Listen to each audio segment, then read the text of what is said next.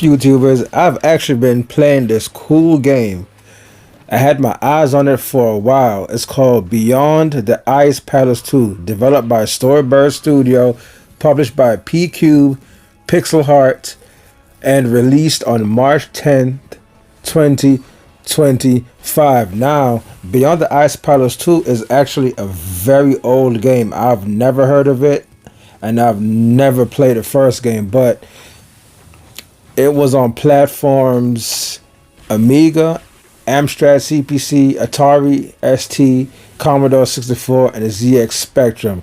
Released in 1988, so it's a very, very old game, and I've never heard of it.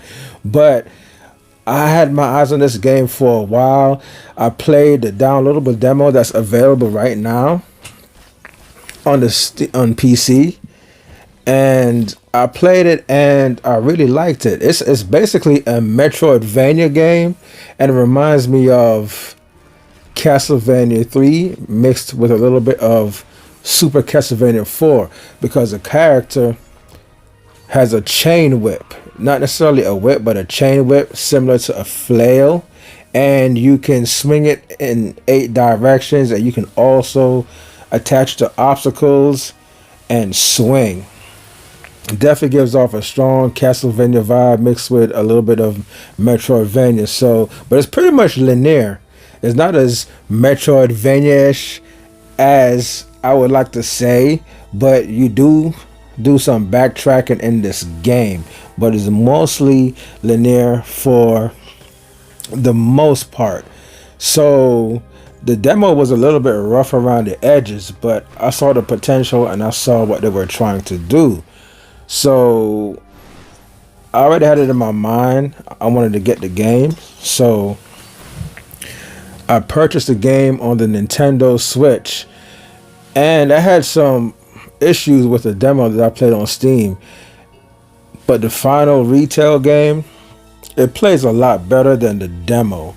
At least I kind of feel that way. Maybe it's because I got used to how the game actually plays, so I knew what to expect going into the actual final retail copy of the game. Maybe that's what it is. I don't know, but somehow I feel as if they improved upon the gameplay a tad bit, because the demo that I played on Steam, it was terrible. Your character just feel weighty, like he just feels heavy, walks really slow, and I don't know, guys, but the final game, it actually feels a lot better.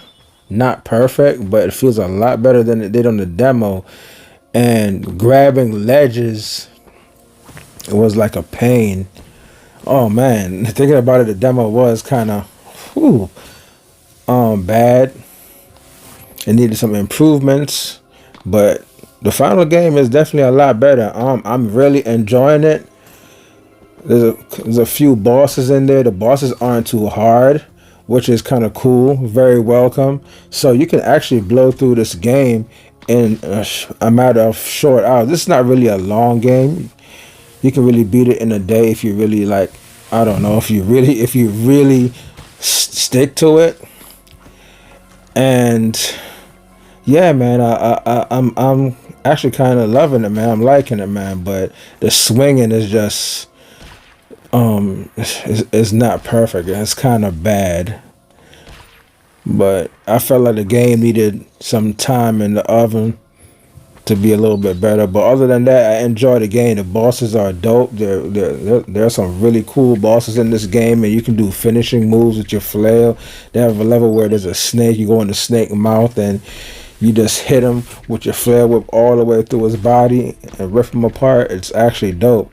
And I was waiting for the physical edition, because what I really respected about this game is also on physical media. But the bad thing is, it wasn't released the same day as a digital version, so I ended up buying the digital version on Nintendo Switch, and I'm enjoying it.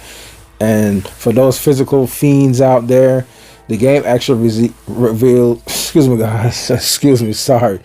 For you physical fiends out there, the game actually releases physically on April 8th. So just look out for that date if you want to get this game. I do want to pick the physical copy up, so I might end up picking it up, and it's actually pretty cheap. I believe it's $30 or $40, so that's pretty cheap. So I'll be double dipping. I really do like the game. So what else can I say about this game? Yeah, so you can level up. You can put more power into your chain whip. You can put more level. You can level up your health. You can level up your stamina. You do have stamina in this game, so whenever you dash, it takes away from your stamina.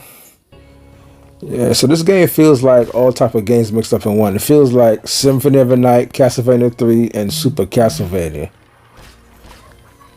Yeah, guys. If you're into Metroidvania, you're a big fan of Castlevania, I'll definitely check this game out. I don't think it's on the level of those games, but it's a very, very good game.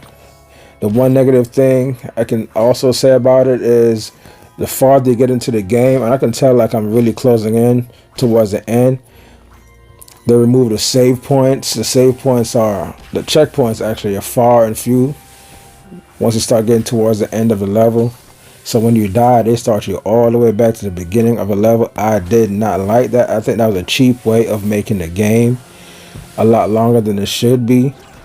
But then again, maybe they're trying to take it back to the Nintendo style difficulty from back in the days. I don't know, but I thought that was a cheap way of not giving you enough checkpoints throughout the level and having to start back at the beginning. And I say that because the swinging in this game is actually bad. It's not perfect whatsoever. It's bad, and I think they should have at least spent some more time in the oven with this game and work on the swinging mechanics in this game, because it's not perfect and you will be missing a lot of swings, and it's also very confusing because there are spots where you have to connect your chain whip to different objects to get higher, and you would have to swing your chain up and do a dash move to get higher, man. So a game has a lot going on as far as swinging. But other than that, overall, I really like the game. The music is actually really good.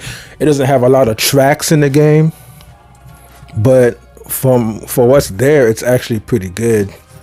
So it's a dope game, man. And I actually got it on sale because you know when the game started. Sorry guys, I can't talk right now. I'm just messing up. But you already know how it is. Beyond the Ice Palace 2 was one of those games where before the game actually comes out, they have like a pre-order sale. So I actually got the game a lot cheaper than what it is, and the actual retail price is $20, and the pre-order sale is still going on. So it's $18 right now. So if you guys interested in this game, go get it. It's a dope game. I love it. I have no issues with it. Really enjoyed it. It's a good game. You won't be disappointed. If you're new to my channel, like and subscribe. Red Crimson 102. I'm out of here.